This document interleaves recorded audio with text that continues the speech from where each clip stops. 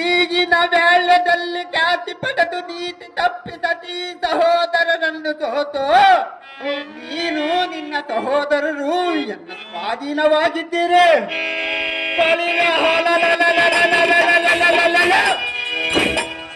ನಿನ್ನ ಸತಿಯಳಾದ ದ್ರೌಪದಿಯನ್ನು ನಮ್ಮ ಚಾಕರಿಯಲ್ಲಿ ಇರುವ ಎಂದು ಕರೆದರೆ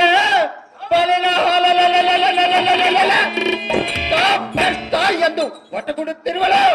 ಹಮ್ಮಿನಿಂದಿರುವ ನಿಮ್ಮ ತಮ್ಮಂದಿರು ಗಮ್ಮಿನಿಂದ ಮಾತನಾಡುತ್ತಿರುವರು.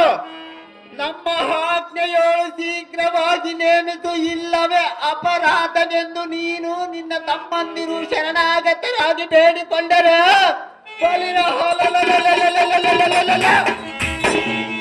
ನಿಮ್ಮ ಸಿರಿ ಸಾಮ್ರಾಜ್ಯವನ್ನು ಈ ಕ್ಷಣ ಕೊಟ್ಟು ಕೀರ್ತಿಯ ಪಡೆಯುವ ಧರ್ಮನಂದನ ನೋಡಲಾರೆನೋ ನಿಮ್ಮ ಬಂಧನ.